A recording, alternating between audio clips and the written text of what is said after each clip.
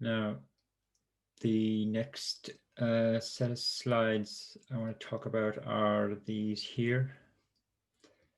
So we're still on version control. And so what we know about Git so far are essentially two things.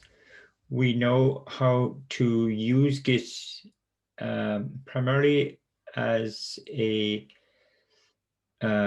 way of keeping a log or a history of a project when we are working on that project on our own, I suppose you could say, as an individual. So in other words, we've been using the what's called the edit stage commit workflow. And the second thing we know about Git is a little bit about the internals of it. Can people hear me? I'm just getting messages there. I'm wondering, has it got to do with this? Can people hear me clearly? Yes, we can. Yeah, okay. So the second thing we know about is a little bit about the internals of Git itself and how it actually stores data. This is what we were looking at in the lab there during the week, the whole kind of objects idea and commit objects, blob objects, tree objects, etc. So that's where we're at. Now, where Git really shines is when it's being used in a project where there is a team of people working on it and lots of people are contributing to the project. And so when you've got that kind of scenario, you need to use what are called branches. So that's what we need to look at now. Now, I would expect you to be using branches, even though you are going to be working on projects on your own, not as a team, but branching is still important for an individual, but it's primarily aimed at kind of teamwork.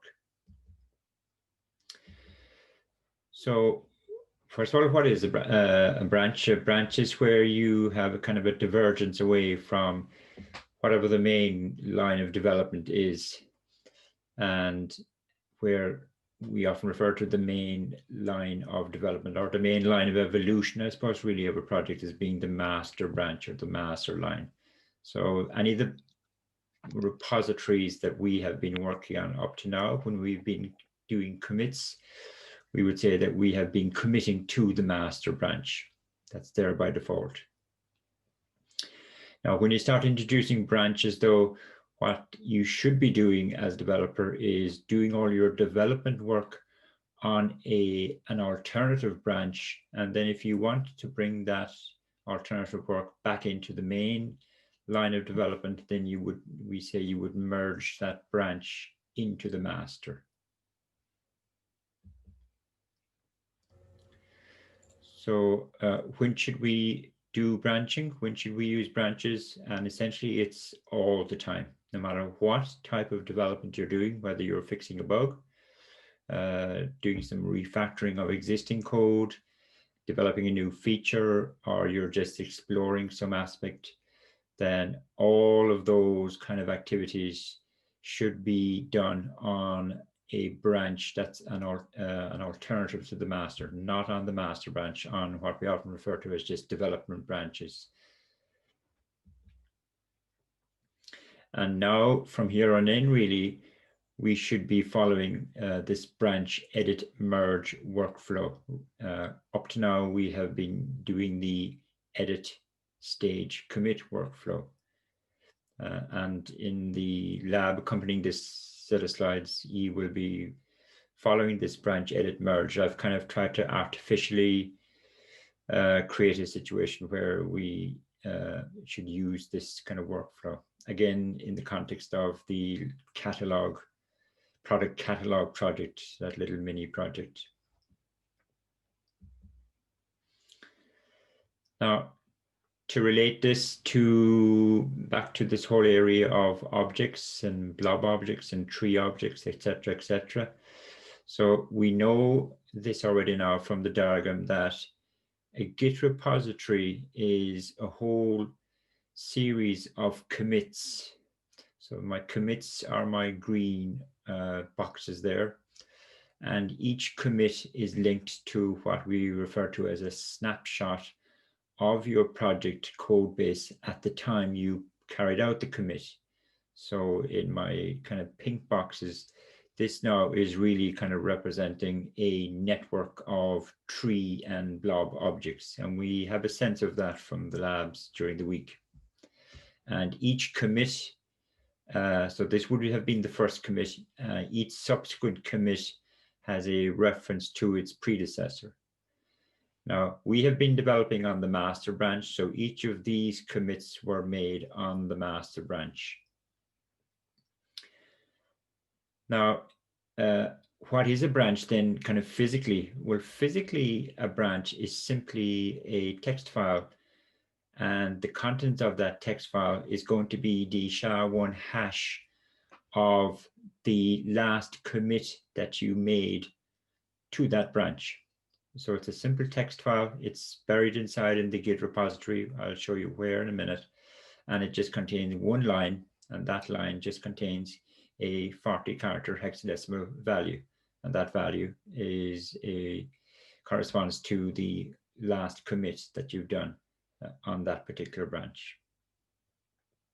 And as you keep on committing to that same branch, all that happens is, or all that Git does, is it updates that branch file or branch pointer file to, it updates it as in it changes the SHA-1 hash value inside in it. So now my kind of gray box is my representing my branch file. It is a physical file and it contains what I've just said, but essentially like we're kind of representing it as being a pointer to the most recent commit on the branch. And for each branch that you're going to have in your repository, you're going to have one of these branch files for that branch. And initially, as I said, every repository has a master branch. So the master branch file is there by default.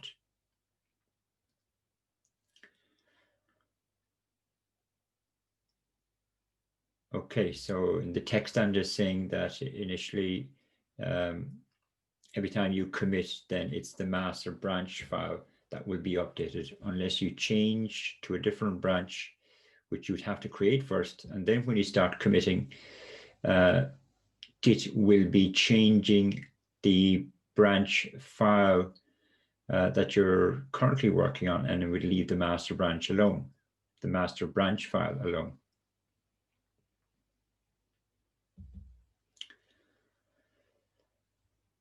So this idea of, so we know about this working directory. So the working directory is what we work on. That's where we do our edits, etc., etc. And what Git needs to know is which branch is your working directory currently aligned to. So when you actually type the git status command, and you can do it afterwards, the very first part of the response that comes back from git status is it tells you what branch you're on. Now, up to now, it has always been on branch master. So git status anyway is tells us what branch are we working on. And so if I do a git commit at any stage now after that, then I am committing to the master branch, as we say. And so this is how Git kind of knows. Now, the next question we have to ask ourselves, and we'll find out in a second, is how does Git know which branch you're currently on? How does it remember that, if you like? And we'll see how it does that in a second. But at the bottom there, I'm saying this is how kind of Git knows. Well, I haven't shown yet, but once it knows what branch you're on, then when you do a commit, like you don't tell Git when you perform a commit as to what branch you're committing to. By default, you are committing to the branch that you are currently aligned with, or that your working directory is currently aligned with. And what working directory is your branch currently aligned with? Well, if you type the git status command, then you'll find that out. Of course, you can switch branches, and we'll see how to do that. So I've kind of alluded to the fact already that physically a branch is just a simple text file. And this is kind of how it looks. So these branch files you will find, you might think you'd find them inside in a subdirectory called branches, but you won't actually. I think that branches folder is actually legacy. I've looked at a lot of my repositories now and there's nothing in there. The real important stuff is inside in this refs folder. And if you go into a subfolder of that called heads, inside in the heads folder, there will be a file for every branch that you currently have in this particular project. And initially there will only be one file, the master file. And if you actually look at the contents of that, which you can do with an ordinary editor, I'd advise you to be very careful though. But if you do anyway, what you'll see is something like this.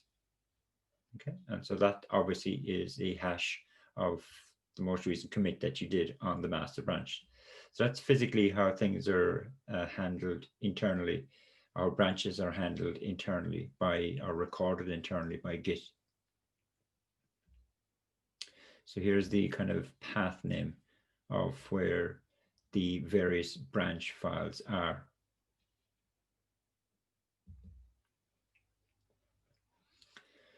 How do I create a branch? It's using the git branch command. So you just go git branch and whatever name you want to give to the branch. It's completely arbitrary, but I guess you should give them meaningful names. But other than that, it's completely arbitrary. And so when you type that command, Git will create a new file in that refs heads folder where the name of the file corresponds to the branch name. And the SHA-1 hash that it will put into that file initially will be the SHA-1 hash of the last commit that you have just done. Okay. And I'm saying there as well that it has no impact at all on the working directory.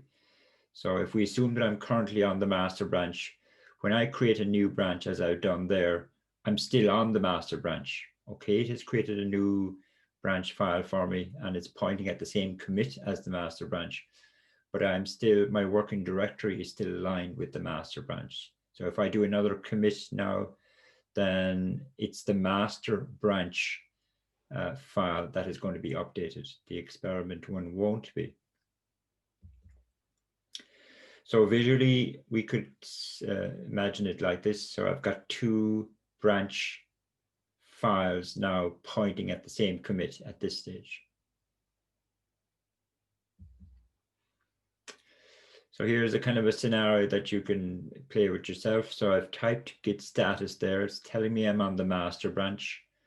And then, well, this is just a command on the Mac, but you have an equivalent command on DOS. Maybe it is on DOS or on Windows.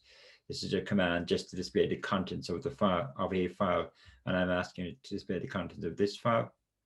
And it comes back with a SHA-1 hash. If I create a branch straight away, and then I ask it, tell me the contents of that branch file, well, it's going to be the same hash value. So that's kind of confirming what the picture on the previous slide showed me. And as I said also a moment ago, if I still do git status now, I'm still on the master branch.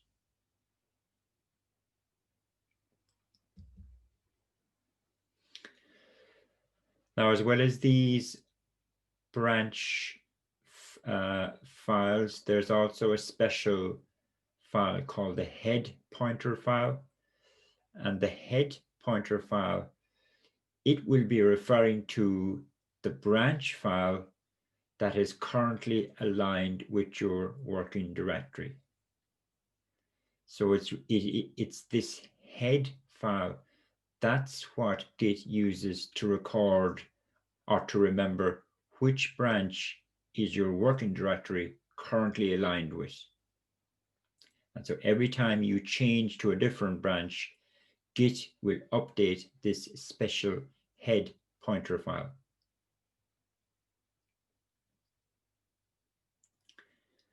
And so I'm saying here, this is, so when you type git status from the command line, what Git will do is it will find this special head file, and that's what tells it which branch your working directory is aligned with. So now we can visualize it like this. So this head, it's another text file really. It doesn't contain a SHA-1 hash. What it contains is actually the path name of the particular branch file that your working directory is currently aligned with.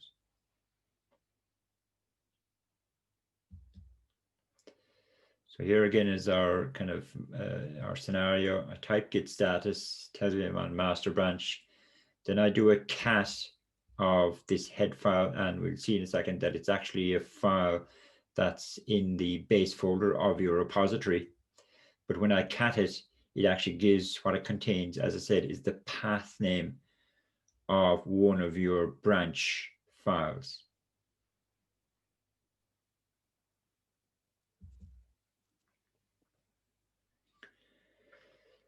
So just let's suppose we've got this particular repository for a project.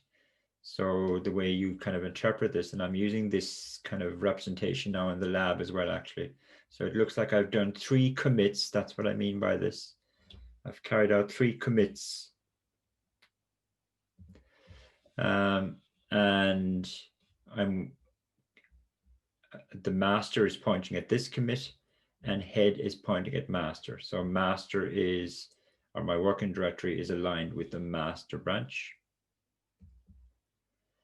And then I'm saying, suppose we want to do some experimental work, commit it, but we don't want actually the experimental work to be reflected or shown in the master branch or in any of the commits of the master branch.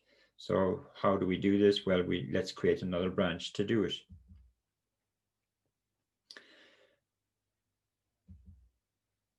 And so I'm going to go in, create a branch for myself. Now, the second command there, git checkout, that's how you switch your working directory from one branch to another. But behind the scenes, what the git checkout does from Git's point of view is it changes that head file to now refer to the branch file that you're changing to. And then I'm saying, let's supposing I've done this.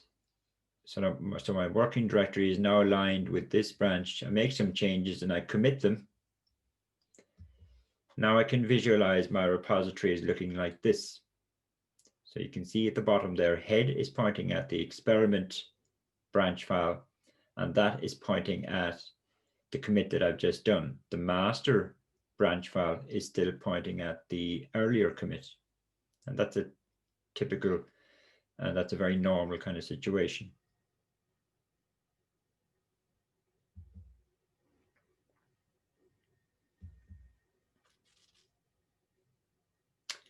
So this checkout a branch, it does 2 things really. It changes the head file, but it actually can have a significant effect on your working directory as well. And I'm saying here that it actually completely overwrites, potentially completely overwrites the contents of your working directory to mirror the last commit on the particular branch that you're checking out. And now that may sound like you could overwrite stuff, but Git is careful. It makes sure that if you happen to have modified or untracked files in your working directory and you try to perform a git checkout, it just won't let you do it. It forces you to commit the modified and untracked files first to whatever branch you're currently on before it allows you to do a checkout.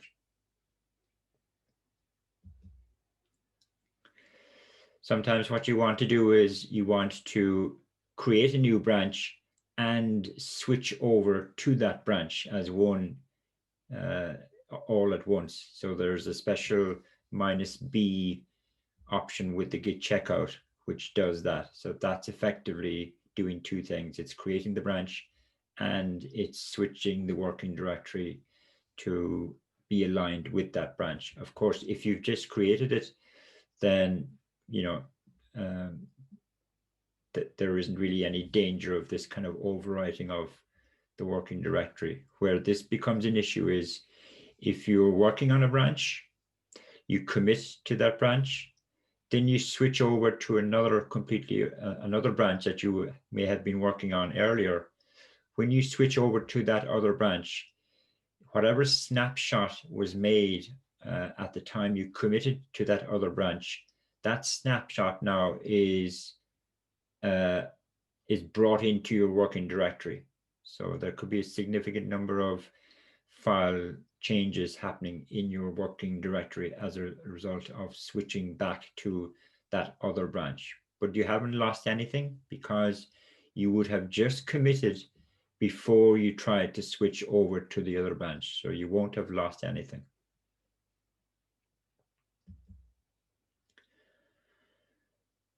So another scenario, so I do git checkout master. So I'm just switching over to the master branch. Then the git branch command there is a way of listing what branches do I have in my repository. So it looks like I have 2 branches, and the asterisk is always positioned before what we call the current branch, the branch that your working directory is aligned with. And if I then do a git checkout -b of branch X, so I'm creating a new branch and I'm switching over to that branch. So you need to follow the flow here now. So I've created a new branch X, and then I start doing some edits to file A, file B, and I stage and commit them. So all of this, the changes to file A, file B, we would say that they are associated with branch X. Then I switch back to the master branch by using git checkout. And so any changes that I made to file A and file B here, they will no longer be reflected in the working directory, because whatever file A and file B were up at this stage, that's what's now contained inside your working directory. So Git has overwritten file A and file B in your working directory with whatever content they had back here before you did the editing. So that's what I mean by the kind of overwrite. Git checkout performs an overwrite operation on your working directory, potentially. But again, just to repeat myself, you haven't lost anything because you did perform a commit of these changes. That's what I'm saying here. You've changed them and you've committed them. If you didn't do the commit, then Git will not allow you to perform this operation. It's going to tell you, you have some modifications that you haven't committed yet. What do you want to do? So you can either undo them, you can stage and commit them. Now there is another option called stashing, which I don't cover, but that is a third option. But okay, so it's all talk in this lecture really, but you'll practice it in the labs. And I've already said that Git prohibits a checkout when the working directory has modified or untracked files. Okay, I've already said that. Now, obviously what's going to be happening here is your branches are going to be diverging off into different kind of directions, as in they will have their own commits to them. And so I'm saying, supposing here after committing changes to the experiment branch, I then check out the master and I actually make some modifications to files on the master and I commit them. By the way, you shouldn't really do that. You should never really carry out edits of files while your working directory is aligned with the master branch, but let's just live with it for now anyway. So if that's the scenario, then visually, this is what my repository kind of looks like. And so what I'm saying here is that my master branch and my experiment branch are diverging away from one another. So potentially you've made edits to files in the snapshot associated with this that are not reflected here, and vice versa.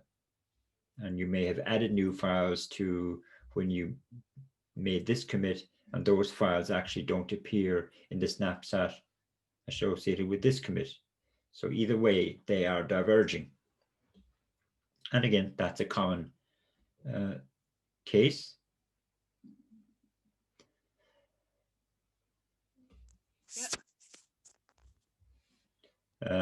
Why is head pointing at master and not pointing at experiment?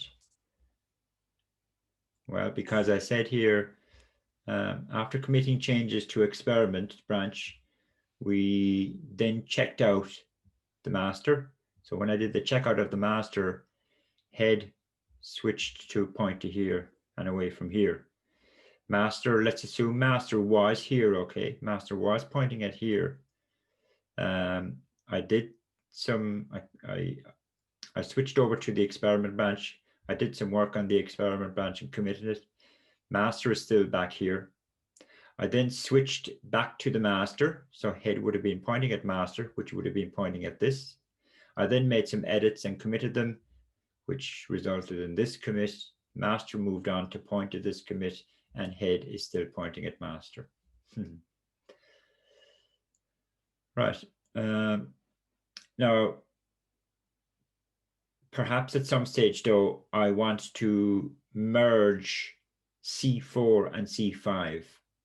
And typically, when you're doing a merge, you want to merge back into the master branch. You want to merge C4 back into or back with C5. Now, the result of the merge will be a completely new commit, but it's more common that you merge from a development branch, which is what experiment is, back into the master. You don't have to, but that's the normal. You can merge.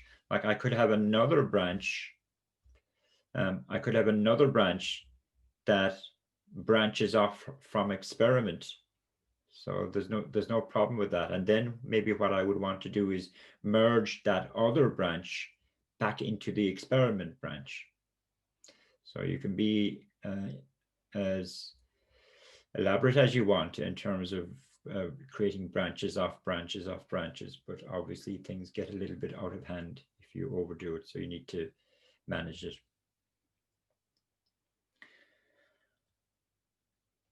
Okay.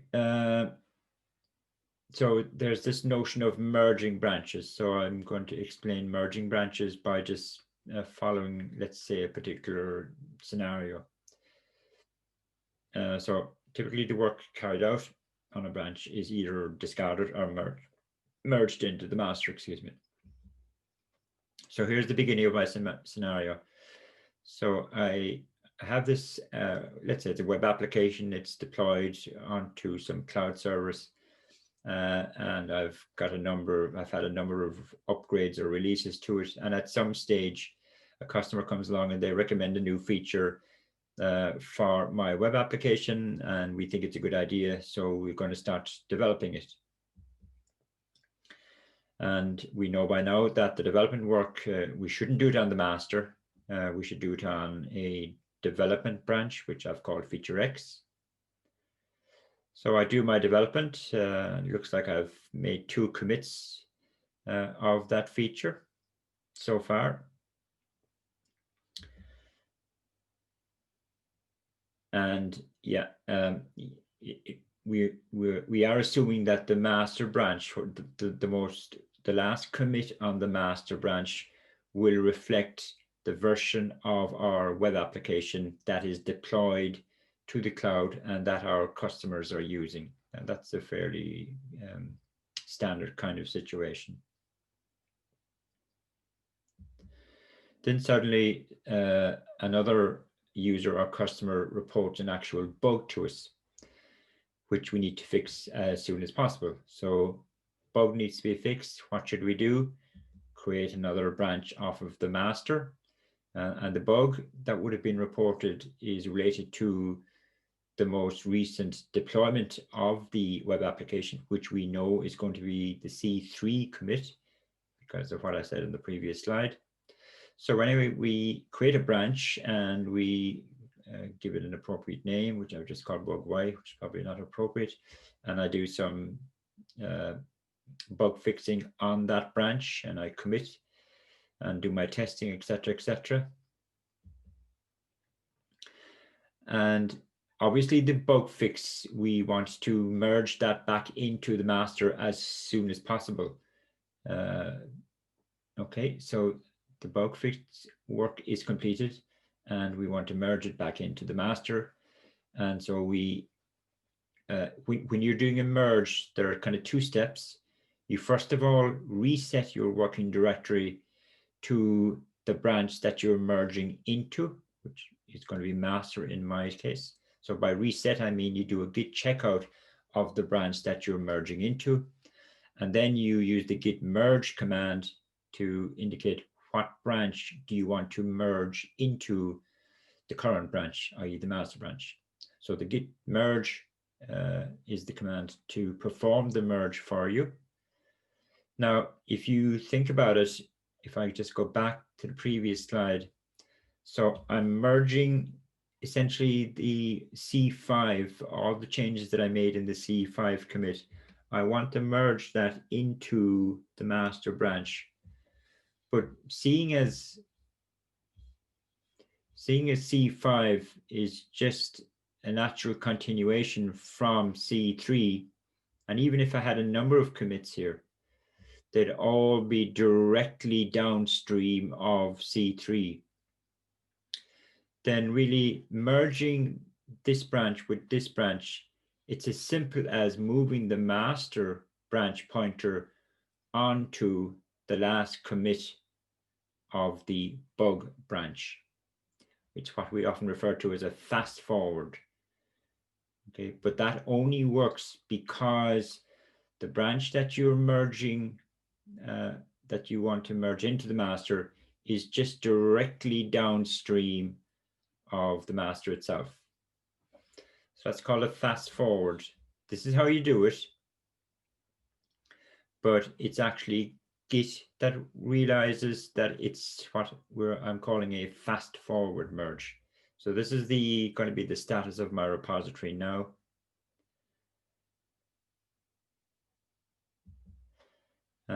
It's termed a fast forward merge simply because, as I said, the bug branch was directly downstream of the branch that we were merging into.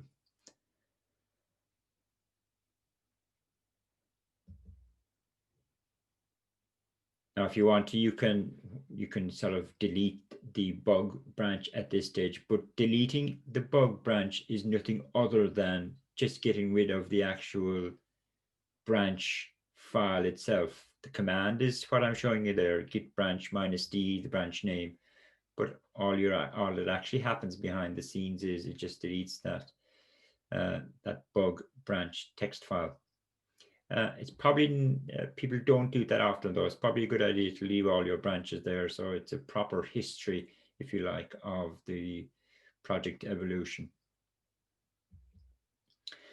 So we're left with this now, and let's suppose that the feature that we've been working on, we'd like to make that part of the next release of our web application. In other words, we want to merge the feature X branch into the master. But it's possible now, though, that you have edited files in these commits, which have also been edited in this commit. And Git has no knowledge of any coding issues, so it won't be able to merge those two versions of the particular modified files for you. It won't do that, but what it will do is it will tell you what files have been modified on both of these branches, where have they been modified, and it leaves it up to you then to resolve what we refer to as the conflicts between those particular files. If you've added new files here, then there's no problem with the merge. It'll just add those files to the new commit that it's going to create as a result of merging these two branches. If you've modified files here, but you haven't here, that's not a problem either. If you've modified files here that weren't modified here, that's a straightforward merge operation as far as Git is concerned. So the only problem case is when you've modified files on both branches, then Git won't resolve those. It'll just tell you about them and you have to fix them. And we refer to those as conflicts.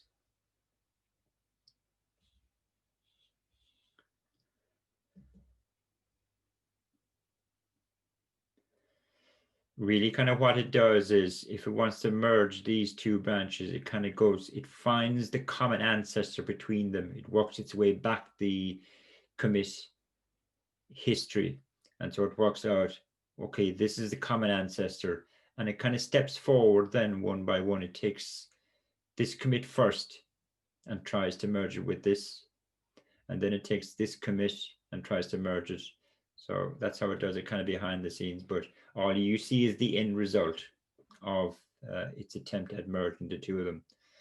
And if there are conflicts, then those conflicts will be present in your working directory.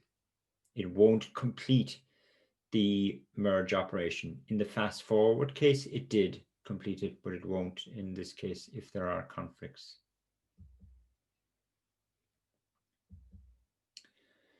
So the how we do it is the same as before. We first of all check out the branch that's being merged into, which as far as we're concerned is always the master. Then we issue the same command to initiate the merge, the git merge command. But the response that we get back this time is different, and I'm kind of giving you an indication there. It'll actually tell you what files it regards as being conflicting between the two branches. And if you then do a git status after that type of a merge, then it'll tell you stuff like this, right? It tells you that the particular files that were modified on both branches. And if you open up these files in VS Code, and that's fine to do, because you're essentially, this is a status of your working directory. Remember, git status always tells you what's the status of your working directory. So for these particular files in your working directory, what you will see, and I have it on the next slide, is you will see the full file, and you will see the areas in the file where there were conflicts between the two branches, and it will show you the actual content of that part of the file in both branches. So it will actually look something like this. So this is how any of these conflict files will appear.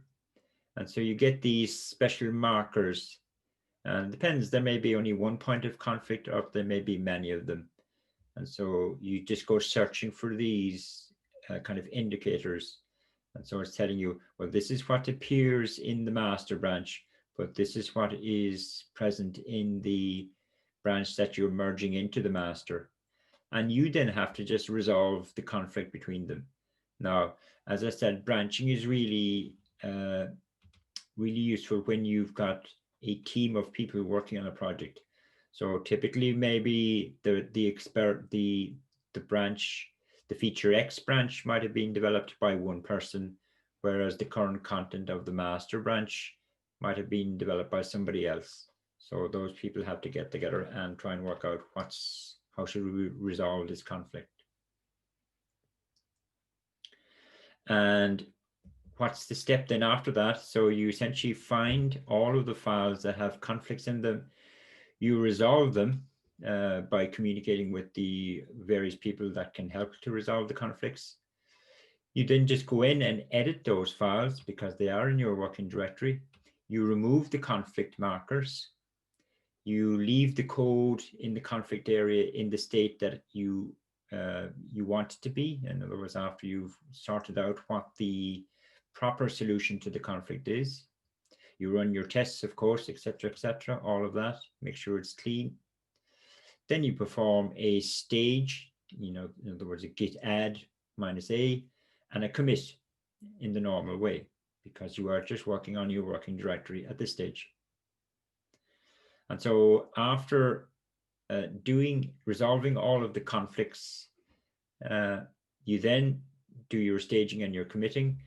And so we can visualize our working directory as now being like this. And C7 there is what we refer to as a merge commit, which is different from all of the other commits. All of the commits that we've seen so far have only one parent.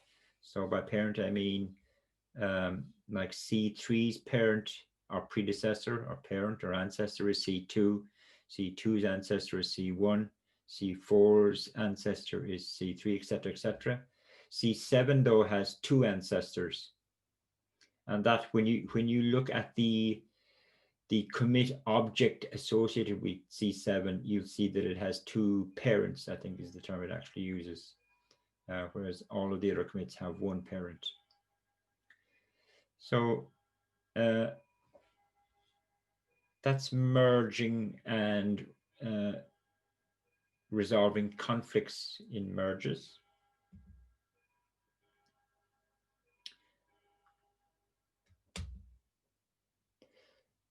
So the workflow that we should be using from here on in is called this branch edit merge workflow. You should never edit and commit to the master branch directly. As I say there, technically it's possible to do it. That's what we've really been doing up to now, but it's considered bad practice to approach it that way. So before you start doing any development work, if you're not on a development branch, or sorry, if you are on the master branch and you just want to start doing some work, the very first thing you should do is create a branch for that work. Of course, you have an objective in mind. I want to fix a bug. I want to continue. I want to start developing a new feature, etc. The very first step is create a branch and start doing your work. And then when you've finished that particular task, you merge it back into the master, create a new branch again, start doing the next piece of work, whatever the objective of it is. So you always create these development branches, and that's where you do your work, and then you merge them back into the master.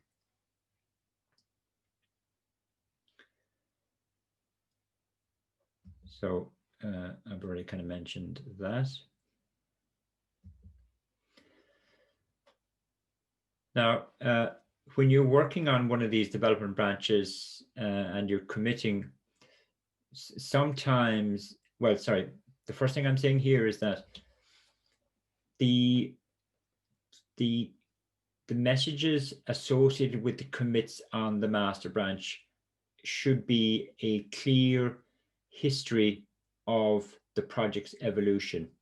It should almost be a kind of a searchable history of the project evolution, and the commit messages should be informative to the entire project team as to how the application evolved over time.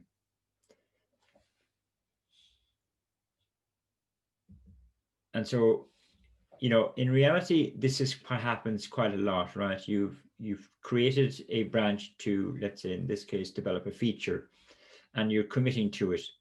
And these kind of things happen, right? You think you've done the work, you've ran your tests, and you realize actually you've forgotten something. So you do another commit. Okay, the commit message isn't great, but it is a reflection of why you're doing this commit, because you forgot to include something. Then you realize you think you're finished, you've done your testing, but there's a bug, and then you fix the bug, and this is the commit message. But if I merge this branch now into the master, these commit messages are going to appear on the master branch, and that's probably not great. All we would really like to see on the master branch, because the master branch commit messages should be a clear history of the evolution of the application. So maybe really all we want to see on the master branch is the fact that we developed feature X, at this particular stage in the project's evolution. So, but if I merge this branch now into the master, these are all going to appear on the commit history, on the master's commit history. So that's not great. So how do we fix that problem? And the answer is you can perform something called squashing. So the idea of squashing is, so again, we've got this kind of scenario here of I'm on a branch and I'm doing some commits on the branch. And I definitely realize now, because I've done some thorough testing at this stage, and I am happy now that I can merge my work into the master, because I know feature X is as complete as I think it should be. Okay, there may still be issues down the line, but it's an honest completion of the feature X work. But before I do a merge, what I perform is I essentially rewind the head pointer, because I'm on the development branch now, so my head is pointing at the development branch. And the effect of this command is to reset the head pointer back, in this case, back 4 commits, which is 1, 2, 3, 4. So it resets the head pointer, but all of the changes that you made during these during this work here, all of those changes are still going to be present in your working directory. And so it's as if you never did these commits, right? After issuing this command, it's as if you never made these commits, but all of the editing that you carried out is going to be present in your working directory. So if I now do a staging and a commit with this commit message, I'm still on the development branch now. So now my development branch just has this one commit on it. And now when I merge it into master, this is the only one. Sorry. Did I go back by accident? Yeah, sorry. This is the only commit message now that's going to appear on my master branch. So that's this idea of squashing. And I suppose, so the message is, before you perform the merge, take a step back, type git log to see what is the series of commits that you've done on your development branch. And if you feel you should really squash them, then do squash them before you actually carry out the merge. It's too late if you merge them before the or without doing the squashing. So you're always extremely careful about when you merge back into the master.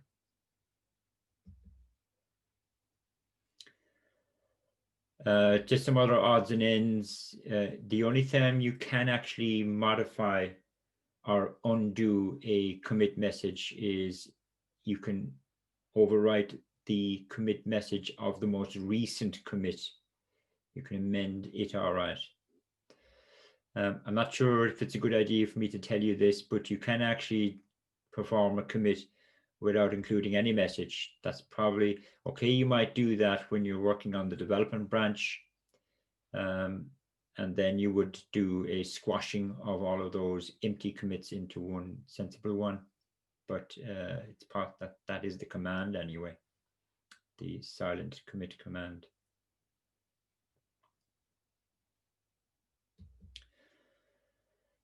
And just some other odds and ends, like you can imagine now if you're working a project over a long period of time, and you've got lots of branches and you want to find out, well, what branches have I merged into the master and what ones have I not?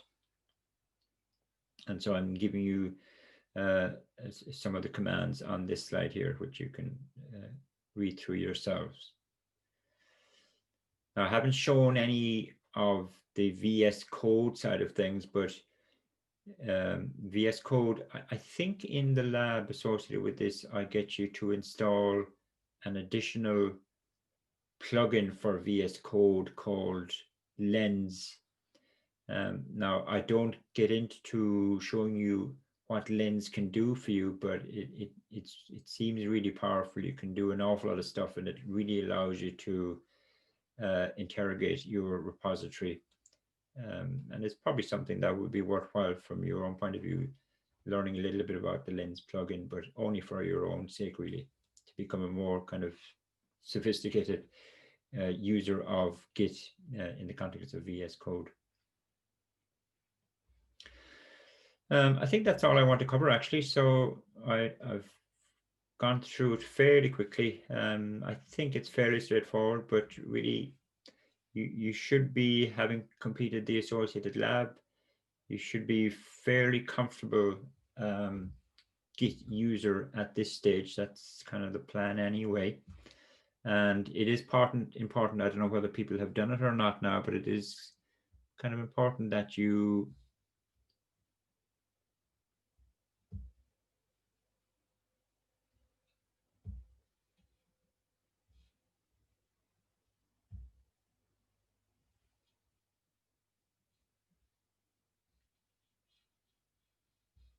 if you it's important that you spend the time just doing that lab as well. So the branching lab is obviously this one, and it's one that you submit, but I do think this one gives you a good kind of insight into that whole kind of data model that Git uses. So once we've completed this lab, I'm going to park version control at that stage. And I don't think we'll be coming back to it, although there is one or two other topics that would be nice to cover, like pull requests. And the next thing I'm going to start looking at is, and we're going to go back to testing, automated testing, but this time we're going to start looking at end-to-end testing, or kind of system testing, kind of would be the old name for it. And what we will be doing is, in the labs, we will be writing tests for our movies fan app. Essentially, we'll be testing the UI functionality of our movies fan app. So it's important that you get all of that kind of work done in the web app module as well, so that you're comfortable with the actual app that's being tested. And we will be using a framework called Cypress. And Cypress is built on top of Mocha and Chai. So we're still going to have those describe blocks and it blocks and before blocks. We're still going to have the notion of expectations. So all of the stuff that we covered in unit testing, all of that comes back into play again. So you might want to quickly revise that stuff if you need to, although it's only about a week or two ago.